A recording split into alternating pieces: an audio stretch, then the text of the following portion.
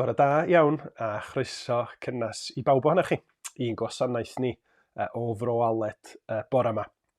Mae hi'n ail Sul mis Ionawr a digwydd bod yr wsos dwytha yma wrth i mi fod yn paratoi ar gyfer rhoid y gwasanaeth at ei gilydd. Mi nes i daro ar y fideos oedden ni'n gynhyrchu flwyddyn yn ôl ar ddechrau mis Ionawr 2021. Ar adeg hynny, mi o'n i wedi ffilmio nifer o'r cyflwyniadau hefo eira yn gefndir. Yn anffodus, allai'm gwneud cweit rhy fath, bod na chydig bach o eira ar y topia o'n cwmpas ni. Da chi wedi gweld un o lyniau mair o Fynydd Hiraethog dan eira yn barod, a diolch i fi am fynd allan i ganol yr oerfel i dynnu lluniau.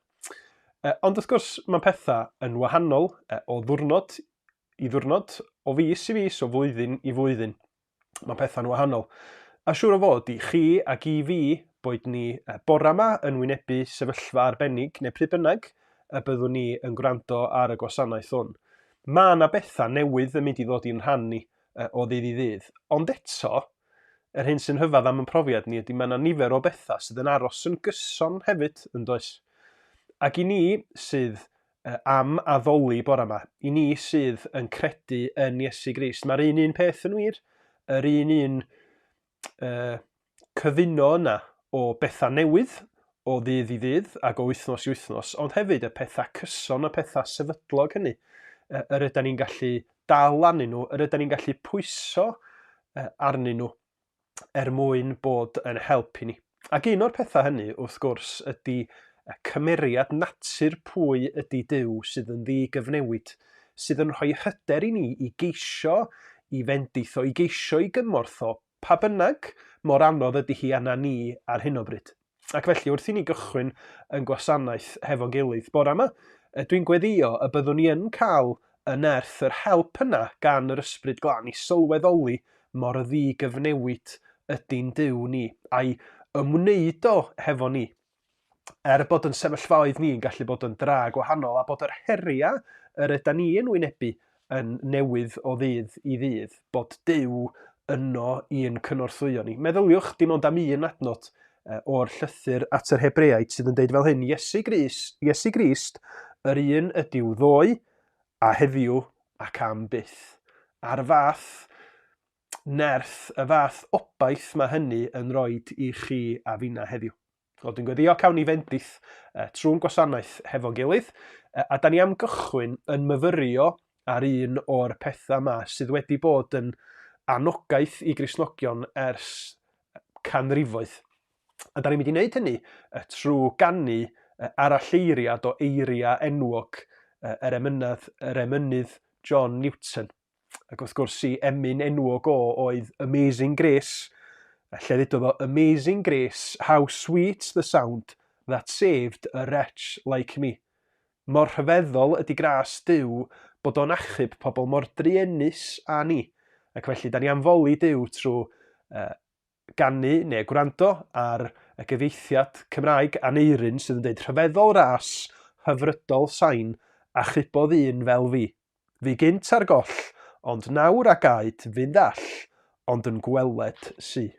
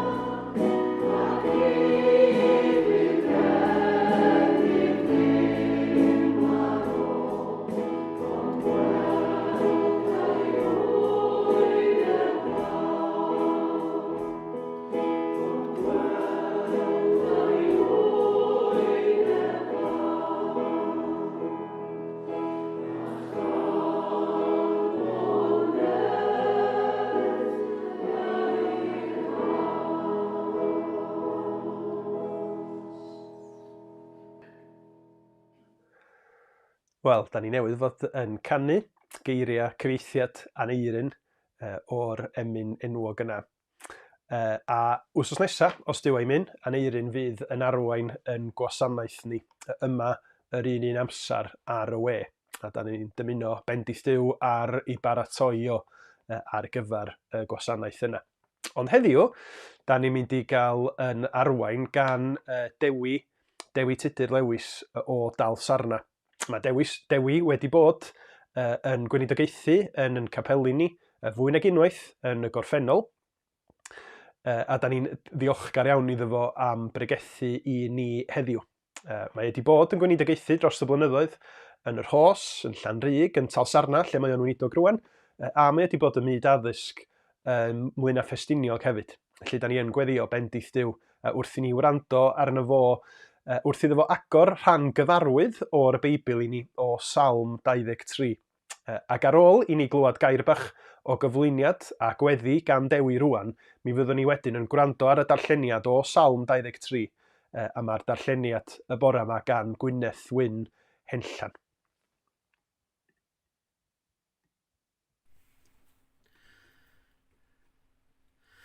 Wel, helo, pobl Bro Aled. Ddyliwn i ddweud, hen dro bod fi ddim yn cael dod draw, ond i wedi edrych ymlaen i'ch gweld chi, wedi bod ers dipyn bach, ac gen i atgofion melys iawn am bach i drip ar ddi Sul a rhyw oedfaon diolchgarwch a dechrau blwyddyn a rhyw beth felly i ddod i Fro Aled. O'n i wedi edrych ymlaen. Na i ddeud y gwir, o'n i wedi edrych ymlaen jyst i gael trip tro yma. Da ni'n cael mynd yn unlla nag dan, neu fawr o'n unlla, dan yr amgylchiadau. A wedi mynd fysa jyst cael trip bach yn y car di bod yn braf, ond dyna fo. Mae rhaid ni fod loni ar hyn. Di'n falch beth bynnag o gael gweinidogaethu a dod â gair Duw i chi. Da ni'n mynd i edrych ar frawddeg neu salm, dyd y gwir, ofnadwy o gyfarwydd. Mae eisiau gyts i drio pregethu ar Salm 23, achos mae pawb di clywed gymaint o pregetha, a mae pawb yn meddwl bod nhw di clywed y cwbl. Ond y cymal dwi eisiau i ni gael meddwl amdano fo heddiw ydy yr cymal yna yn y 6edd adnod, yn yr adnod ola, ac fel hyn mae'n darllen yn yr hen gyfieithiad. Daioni a thrigaredd, yn ddiau am canlynant, holl ddyddiau fy mywyd. O'n i'n meddwl bod yr geiriau yna'n addas ar yn cyfar ni ar ddechrau blwyddyn, gawn ni feddwl amdanyn nhw. Daioni a thrigaredd, yn ddiau am canlynant, holl ddyddiau fy mywyd. A mae'n gorffan dydi, fel da chi'n gwybod, a phreswylia fy nhir arglwydd yn dra gywydd. Dwch ni weddio. Ein tad o'r hwnnw wyt yn y nefoedd, a thad i'n harglwydd a'n gwaredwr ni Iesu Grist. Yda ni yn diolch am awr am yr cyfla newydd yma eto i droi at ti ac i gael troi at dy air di. Da ni'n diolch am orsedd gras. Mae yna emyn bach sy'n deud gorsedd gras yw ner credadyn ar ei ddeilyn gyda'i ddew. Ac ydyn ni'n yn ymfalchio yn braint. Mae at orsedd gras yr ydyn ni'n cael dod, nid at orsedd barn, dy cael dod i'r man lle rwy ti'n bod yn dosturiol hefo ni ac yn delio hefo ni, nid yn ôl ein pechodau, nid yn ôl ein hanwireddau, nid yn ôl fel da ni'n heiddi, ond yn ôl dy ras a dirionde badrigaredd wir yn Iesu Grist. Da ni'n diolch hefyd am y cyfle newydd yma i edrych ar dair, a hynny ar ddechrau blwyddyn eto. A honno mynd i fod yn blwyddyn fwy ansicr nag unrhyw blwyddyn arall yn yn hanes ni siŵr o fod. Dyna di'n profiad ni beth bynnag. Ond ydyn ni'n diolch i ti am dair, ac yn diolch dy fod ti'n yn goleuo ni, ac yn dysgu ni, ac yn cyfeirio ni trwy dair. Da ni'n cydnabod ger dy fron bod Iesu Grist yn deud y gwir amdana ni. Mae defaid colledig yda ni, defaid ar goll yda ni, heb gyfeiriad i'n bywyd, heb dy lais di a dy air di i oleuo yn llwybr ni ac i'n harwain ni. Da ni'n edrych ar ran gyfarwydd o dy air, ac eich bod ni'n teimlo, yda ni weithiau, da ni'n cyfadda, bod ni'n teimlo bod ni'n gwybod y cwbl am y salm arbennig yma. Ond dydy hwnna ddim yn wir chwaith. Ac am hynny, da ni'n gofyn am dy ysbryd glân i oleuo pethau i ni, i'n ail atgoffa ni, i'n ail ddysgu ni, ynglyn â pethau eich da ni wedi clywed nhw rhyw dro ac wedi i anghofio nhw. Ond da ni'n credu hefyd am dy ysbryd, dy fod ti trwy dy ysbryd yn gallu argraffu pethau ar yn calon ni ac ar yn meddwl ni. Ac ydyn ni'n gofyn am i hynny fod yn brofiad i ni heddiw wrth i ni edrych a chwilio dy air di. Da ni'n diolch am bob prodd ac am bob bendith, da ni'n cyfri fe'n bendithion ger dyfron. Ond yn diolch yn fwy na dim am efengil fawr ac am waredwr a'r dderchog, godidog rhyfeddol yn ein hardwydd a'n gwaredwr Iesu Grist. Derbyn ein diolch a'n mawl ac arwain i'm hellach da ni'n gofyn. Yn enw ac yn heiddiant Iesu Grist. Amen. Salm 23. Yr arglwydd yw y Migael, ni bydd eisiau arnaf. Gwnae mi orfedd mewn porfeidd breision, a thywys fi ger llaw dyfroedd tawel, ac y mae ef yn fad fywio. Fe'n parwain a rhyd llwybrau cyfiawnder mwyn ei enw. I mi gerdded trwy ddyffryn tywyll di, nid ofnaf niwed, oherwydd rwy ti gyda mi, a thwyalen a thon yn ynghyssuro. Yr wyt yn arlwyo bwrdd o'n blaen, yng ngwydd fy ngelynion. Yr wyt yn eneinio fy mhen ag olew, y mae fy nghwpan yn llawn. Yn sicr bydd daiawni a thrigaler yn y nilyn, pob dydd o'n bywyd, a byddaf yn byw'n hir arglwydd weddill fy nyddiau.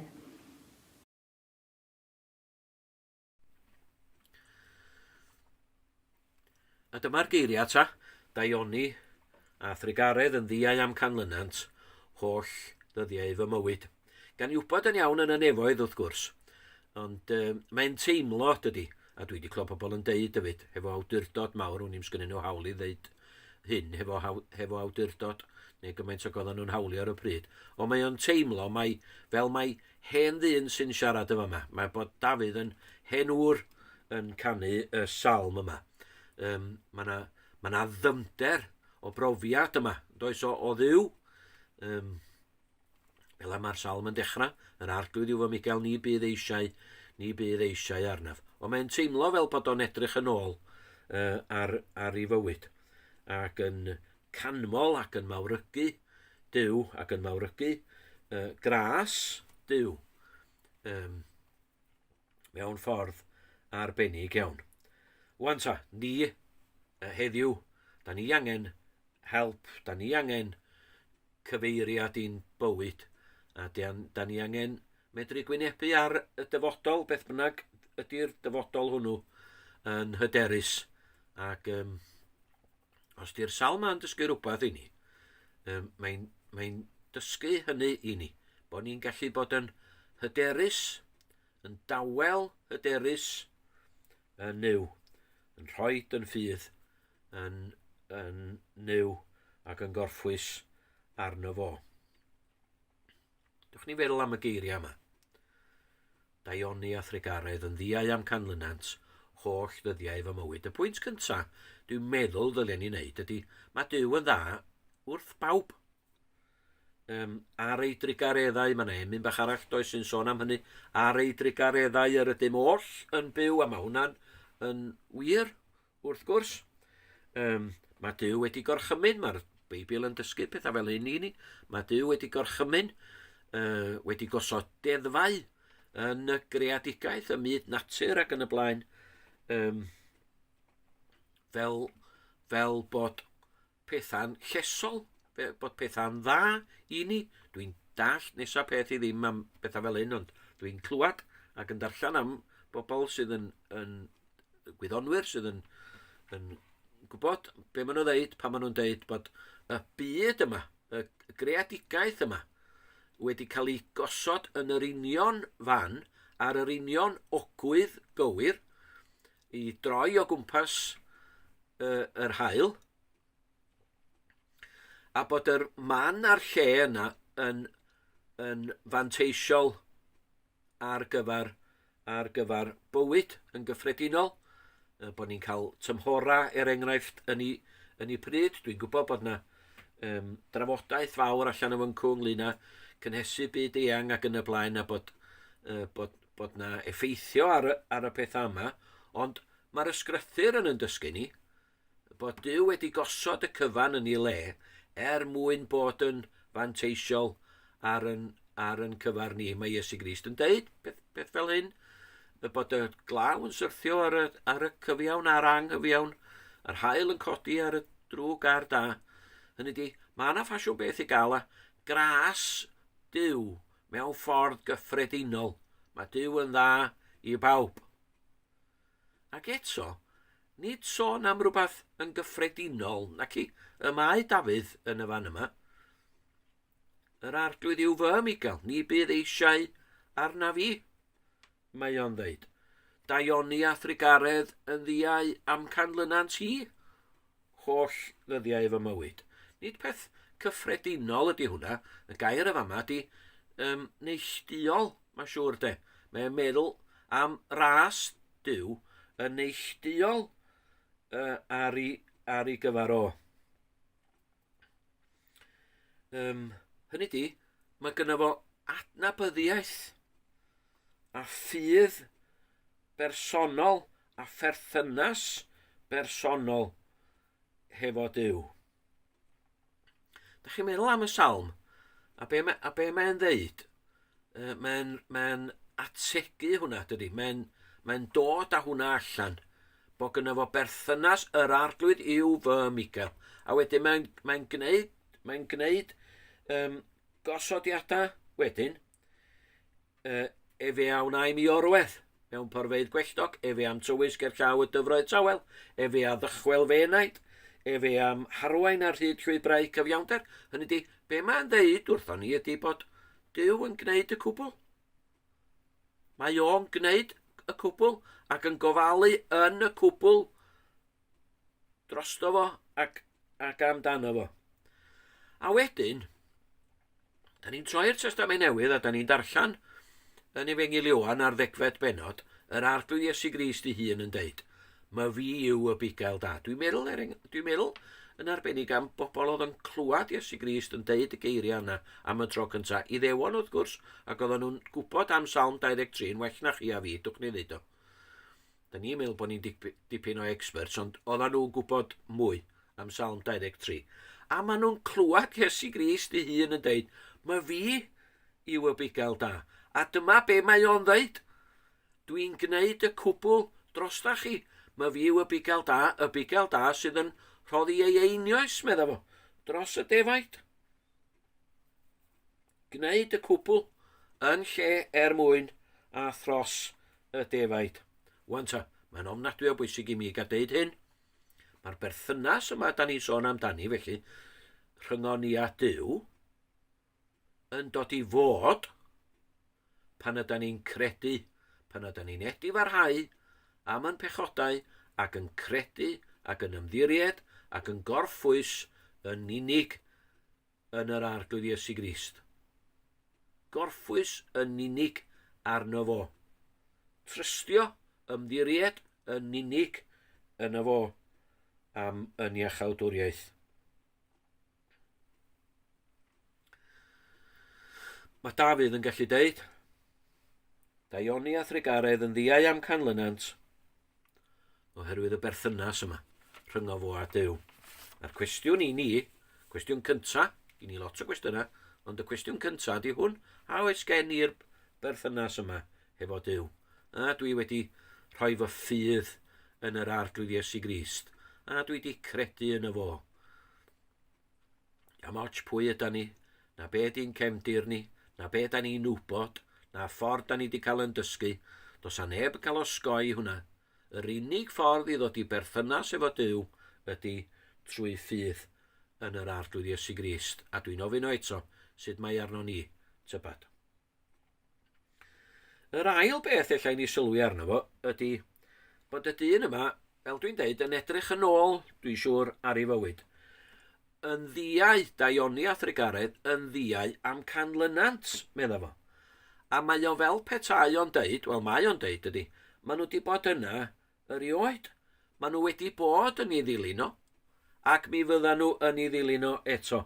Ond mae o'n meddwl am ei orffennol.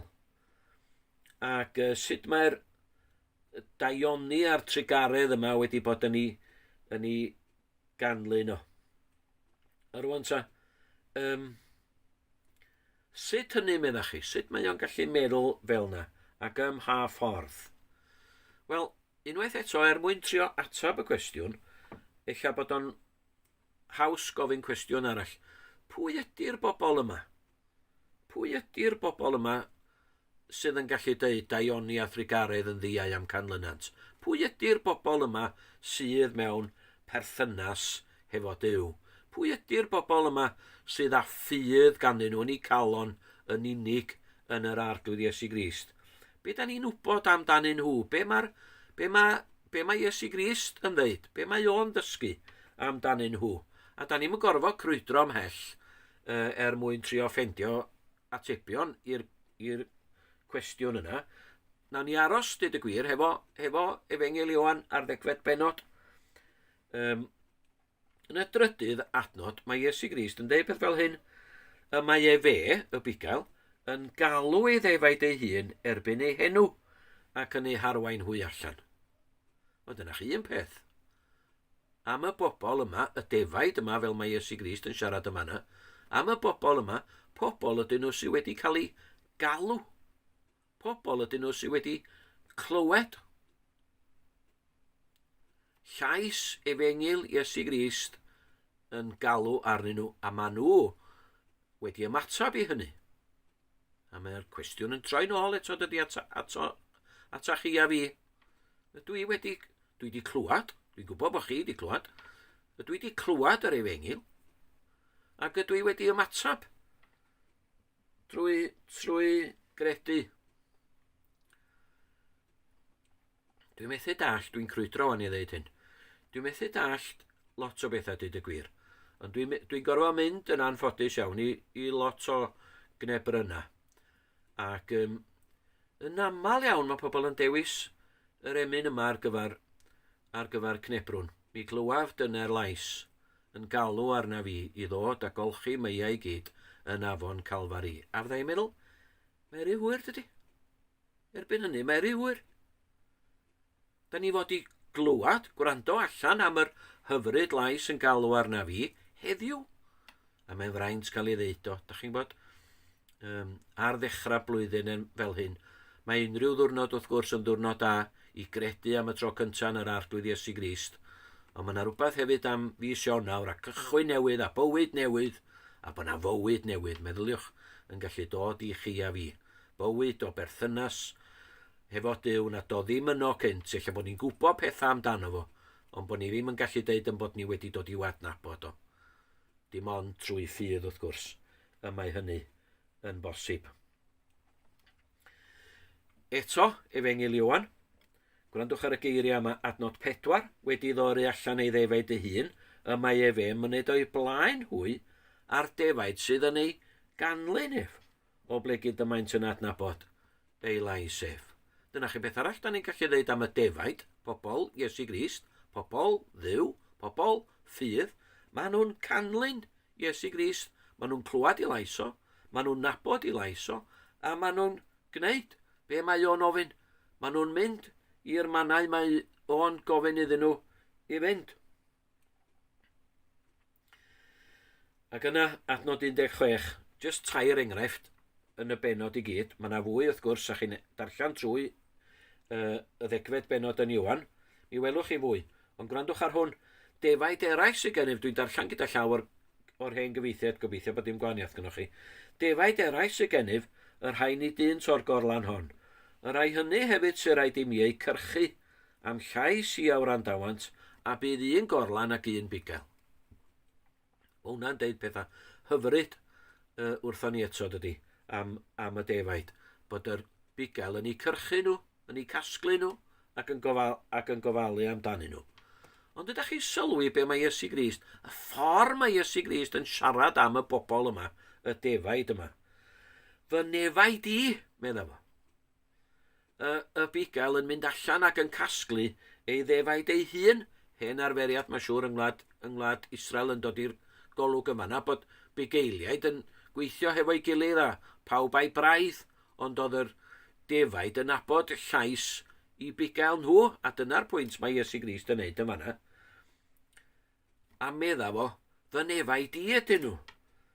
Mae'r bigel yn cyrchu ei ddefaid ei hun. Ac wrth allan y Beibl yn ofalus,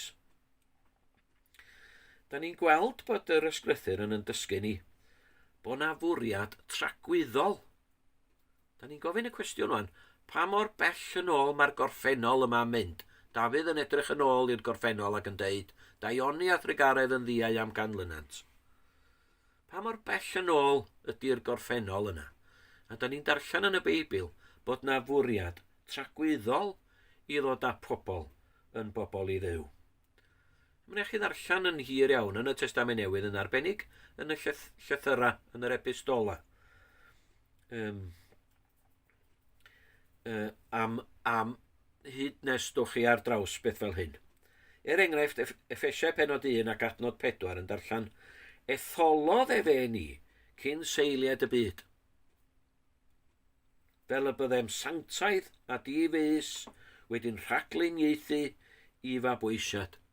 Geiriau ella sy'n fwy cyfarwydd i ni di'r geiriau'n Rhufeiniau pennod 8, adnod 30. Yr apostol Paul yn siarad yma mae eto, a mae'n deud am y bwriad tragwyddol yma. A mae'n siarad fel hyn am Dduw, yr rhai a ragluniodd efe, yr rhai hynny a alwodd efe, yr rhai a alwodd efe, yr rhai hynny hefyd a gyfiawnhaodd efe. A mae'n neidio drost yn bywydau bach byr ni, a mae'n deud, yr rhai a gyfiawnhaodd efe yw'r rhai hynny hefyd a ogoneddodd efe. Mae yna gyngor bore wedi bod. Duw yn rhagwyddoldeb yn cynllunio iachawdwriaeth ac yn rhoi rhyw bobl i'r mab. Duw y tad yn rhoi rhyw bobl i'r mab. A'r mab yn cytuno ac yn cyfamodi i gwirfoddoli i gymeryd natur dyn ac i gynrychioli y bobl yma yn ei fywyd perffaith ac yn ei farwolaeth aberthol drostyn nhw.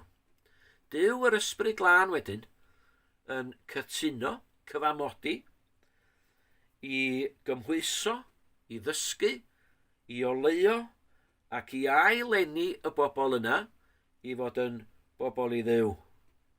Mae'r tri yn gweithredu yn gytun.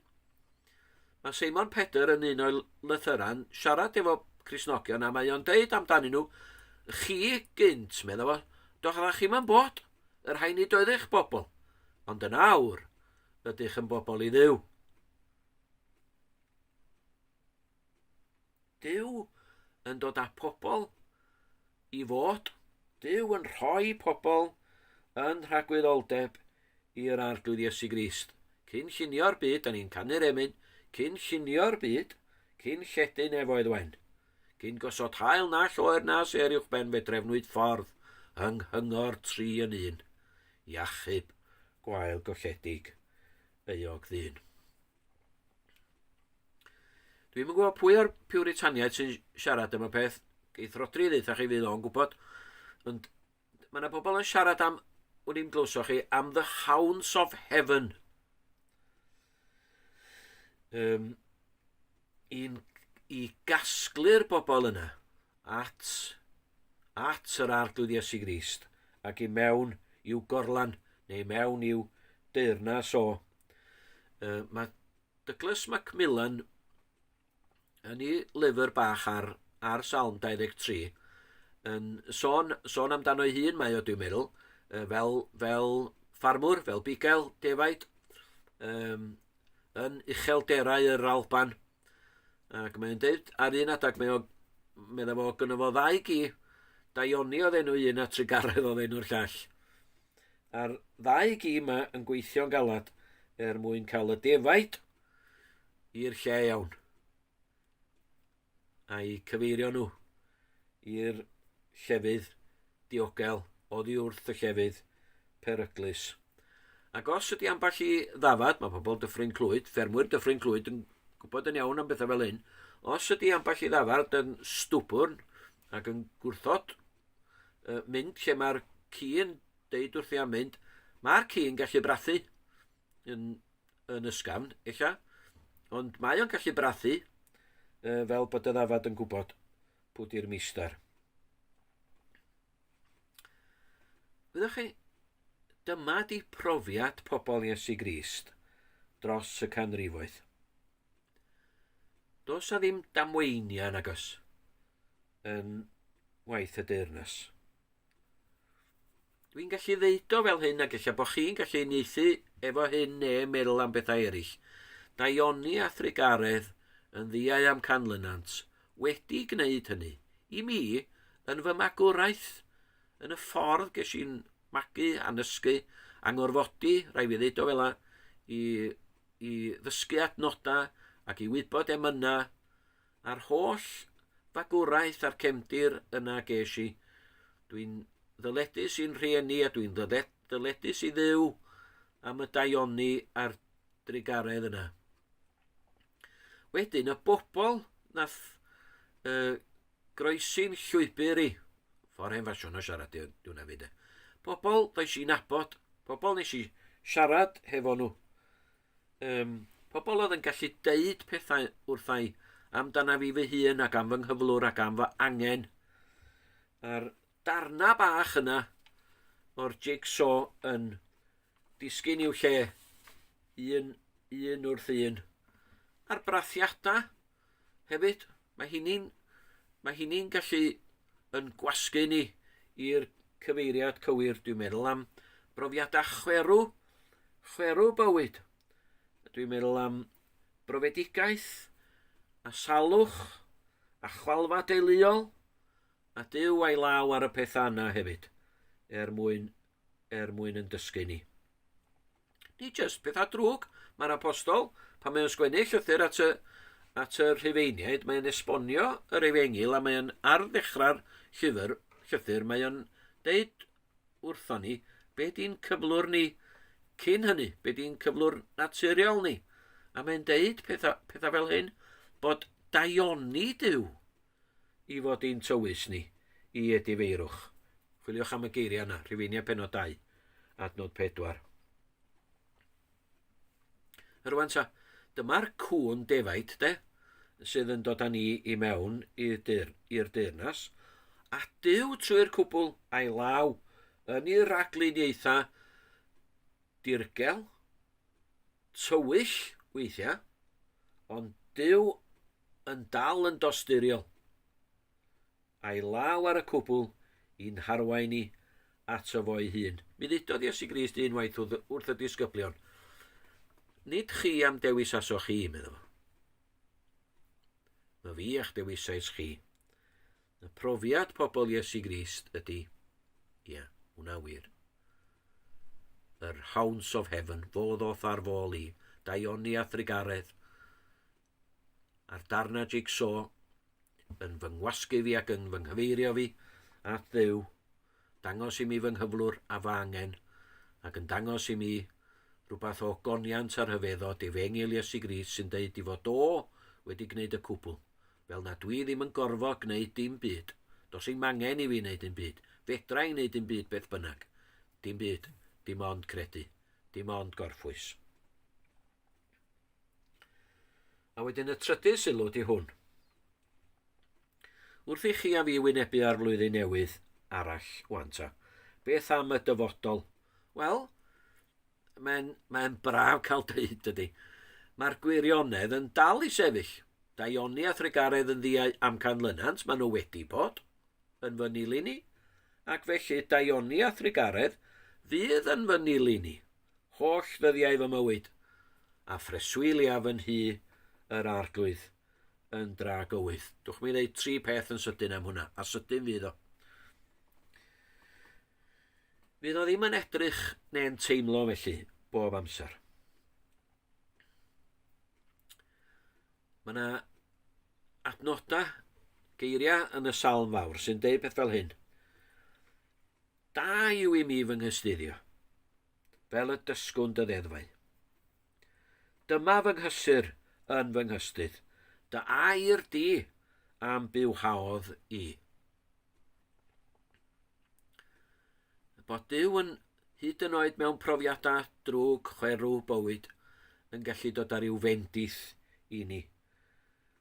Panelich trwy y dyfroedd yn Eseia ma hwn de. Panelich trwy y dyfroedd a trwy'r tân, my fi a fyddaf gyda chi. Mae'r Salm 23 yn deud hynny. Glyn cysgod angau, ella, ond nid ofnaf ni wed, canis yr wyt ti gyda mi, dywi alen a ffon am cysurant. Cael Duw, a'i gael yn agos, a'i gwmni yn felys ac yn fwy melys nag erioed o'r blaen. Hwna'n gallu bod yn wir i bobl Iesu Grist, hyd yn oed mewn profedegaethau anodd iawn. Daioni a thrigaredd Duw yn cyrraedd ni yn y ffordd yna.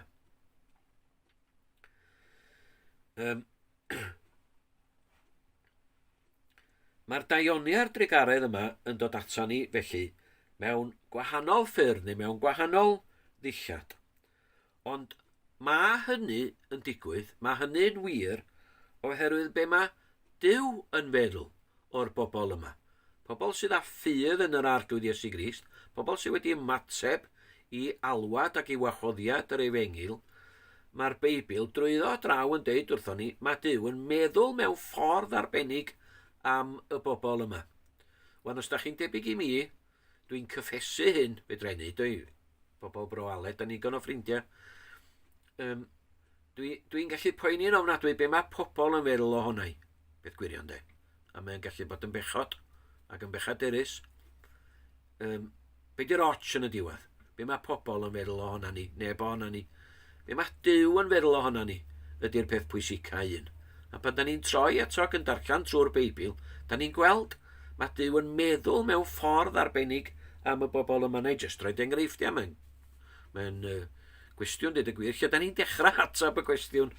Lle da ni'n dechrau atab y cwestiwn yntau? So ni'n dechrau llyfr Exodus benod 28. Mae yna ddisgrifiadau, mae'n benod hir os dwi'n cofio, ond mae yna ddisgrifiadau maith manwl iawn yn fanno am yr archoffeiriad a gwisg yr archoffeiriad a'r meitr oedd o'n wisgo am ei ben a sut dillad oedden nhw a pawniad oedden nhw ac yn y blaen, bob math o fanylion yna. Ond yn un lle yn y benod mae'n deud bod enwau, meddylwch am hwnnw, bod enwau llwythau Israel, enwau y tylwytha ar ei galon o. Wan di hwnna, mae'n gywir nag di. Hwna'n anghywir, mae yna gamgymeriad yma na, meddach chi, ddim ar ei galon o, ar y dillad mae'r enwa wedi cael ei ysgrifennu. Ond mae'n gamgymeriad, os gael roed o fel hyn, mae'n gamgymeriad bwriadol, oherwydd ar ei galon o mae o. Mae enwa pobl Iesu Grist ar galon Duw, ar galon yr arglwydd Iesu Grist. Wedi caru nhw, ac yn ei caru nhw, a chariad tragwyddol. Y bobl yma ydy y bobl mae o wedi rhoi i'w fab, i farw drostyn nhw, a'i cymodi nhw, a'i cyfiawnhau nhw, a'i mabwysiadu nhw, a'i gwneud nhw'n bobl ac yn blant iddo'i hun. Mae'r Efengil yn enfawr dydy. Da ni'n deud weithiau am yr Efengil, mae rai chi gredu yn yr arglwydd Iesu Grist mwyn cael maddeuant. Does o ddim maddeuant heb gredu, mae hynna'n wir. Ond yna thrwy'r Efengil, da ni'n cael gymaint mwy na maddeuant. Ni jyst Duw yn deud o dwi'n maddau chdi wan a dos, wan a gyna fel ti isio, dim o gwbl, dim fel na mai. Da ni'n cael maddeiant yndan, ond da ni'n cael dod yn blant, da ni'n cael yn mabwysiadu yn blant i ddew. Nhw, medda Secharia wedyn, y bobl yma, nhw ydi canwyll i lygaid o. Mae yn ei hamddiffyn nhw, ac yn ei gwarchod nhw, ac yn ei cadw nhw yn ei law.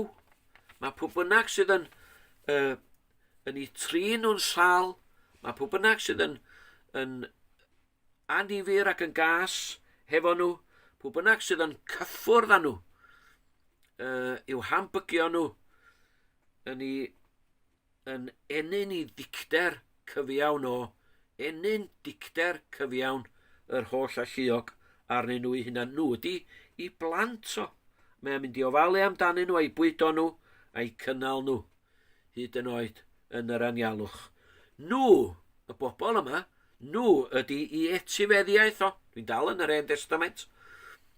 Mae yna gymaint o sôn yn yr Hen Testament yn arbennig yn yr llyfrau cyntaf, lle mae pobl Israel yn gwynebu ar wlad yr addewid. Mae'r wlad yna ydi i etifeddiaeth nhw. A da chi'n cofio'r hanes, mae nhw'n etifeddu'r wlad, a mae bob llwyth yn etifeddu darn o'r wlad yn cael rhandir ar gyfer y llwyth hwnnw. Ond mae'r peth arall yna hefyd, sef, mae y bobl yma ydi etifeddiaeth Duw. Yr arglwydd a'ch cymerodd, Deuteronomium di hwn, yr arglwydd a'ch cymerodd chi allan o bair heiar yn yr aifft, i fod iddo ef yn bobl, ac yn etifeddiaeth. Salm 33, gwyneb byd y genedl yma yr arglwydd yn dduw iddi, a'r bobl a ddetholodd e fe yn etifeddiaeth iddo ei hun. Mae'n amadrodd yn un o lythyra Pedr, a dwi licio fo well yn Saesneg, a peculiar people ydi o'n yn y Saesneg yn yr hen gyfeithiadau. A mi ydan ni'n peculiar, dwi'n gwybod hynny, mae pobl yn meddwl bod ni'n od ac yn wahanol. Ond pobl briodol i ddiw ydi o yn y Meibl i. Un cyfeithiad arall Saesneg, price possession Duw ei hun. Rhywogaeth etholedig, gwrandwch ar y geiriau yma, rhywogaeth etholedig, brenhinol o ffeiriadaeth, cenedl sanctaidd, pobl briodol i ddiw. Ella wir yng ngolwg y byd yma, nad ydyn nhw fawr o neb. Ella wir bod nhw'n ddirmigedig ac yn fychan ac yn wan ac yn ddinod. Ond nid fel yma Duw yn meddwl amdanyn nhw. Nhw ydy'r briodferch wedi ei ffrynu a gwerthfawr waed yr arglwydd Iesu Grist o bob llwyth a iaith a phobl a chenedl yn cael ei pharatoi a'i thrwsio yn hardd, yn stunning o hardd ar gyfer swpar neithiwr yr oen. A mi fydd o'n dipyn o swpar pan ddaw y plant ynghyd. A rwan y cwestiwn ydy sut da ni'n gwynebu ar y dyfodol a sut da ni'n mynd i gael blwyddyn newydd dda. Dyma'r atab, mae rhaid ymarfer ffydd.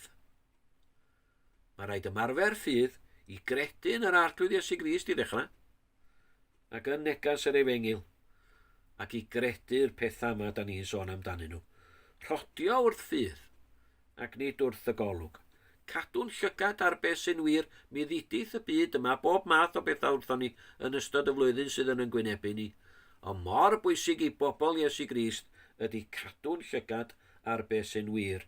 A beth sy'n wir ydy fod yr arglwydd Iesu Grist ei hun yn eiriol dros i bobl, yn eistedd ar ddeheulaw Duw ac yn teyrnasu. Neb, dim un, yn angof ganddo, nos na dydd. Cadw fy llygad ar y pethau yna dwi a chitha dwi'n awgrymu i fod i wneud. Fel mod i medru deud, daioni a thregaredd yn ddiau am canlynant. Ni bydd eisiau arnaf, fy ffiol sy lawn. Digon o ras, digon o nerth, trysorfa ddi ball o ras yn yr efengil trwy yr arglwydd Iesu Grist. Duw roedd ei ras i ni, mwyn ei enw. Amen. Wel, gai, ddiolch yn fawr iawn i Dewi am yr anogaeth yna. I ni fyfyrio ar ddaioni a thrigaredd y bugail. Y bugail da sydd yn ein canlyn ni, sydd yn dilyn y bugail da holl ddyddiau yn bywyd. Cyn i ni droi at yn emyn ola, dowch i ni weddio hefo'n gilydd. O Arglwydd Sanctaidd, da ni diolch i ti am yr hyn yr ydyn ni wedi glywed. Bod y ddaioni a dy drigaredd di yn yn gorffennol ni, yn yn presennol ac un dyfodol ni, oherwydd pwy wyt ti. Dy fod ti wedi dod yn fugail da, wedi rhoi dy einioes dros y praidd, mwyn sicrhau bywyd tragwyddol, mwyn sicrhau y trysor yna o gariad, o faddeuant, o nerth i ni trwy dysbryd. Da ni'n gofyn y byddi di trwy dysbryd yn arwain yn meddylia, yn mawl, yn hymateb ni i'r hyn da ni wedi glywed y bore yma. Mwyn bod yn gynhaliaeth, mwyn bod yn gymorth i eraill sydd mewn angen o'n cwmpas ni hefyd. O arglwydd Dduw, hwylia yn sylw ni felly ar yn gwaredwr Iesu Grist, helpa ni i rodio mewn ffydd o ddydd i ddydd, gan bwyso arna ti, a'r digonedd yna o ras sydd yno ti'n cynnal ni, bob dydd hyd nes y byddwn ni'n dyweld di wyneb yn wyneb. Cliw o'n gweddi ni bydd yn agos at bawb sydd ar yn meddylia ni dyddi yma, a bendithia ni wrth i ni ofyn hyn i gyd yn heiddiant Iesu Grist a gofyn i ti faddau ni bob pechod a bai trwy yr hunaeth o ar yn rhannu. Amen. Wel, pob bendith i chi ar gychwyn wythnos arall a gobeithio cael eich gweld chi yr wythnos nesaf hefyd. Da ni am orffan felly yn canu neu'n gwrando ar yr emyn y gwnaeth Dewi i dyfynnu yn ei bregath 527 yng Nghaneuon Ffydd, geiria Pedr y Fardd. Cyn llunio'r byd, cyn lledu'r nefoedd wen, cyn gosod haul na lloer na ser uwch ben, fe drefnwyd ffordd yng nghyngor 3 yn 1 i achub gwael golledig euog ddyn.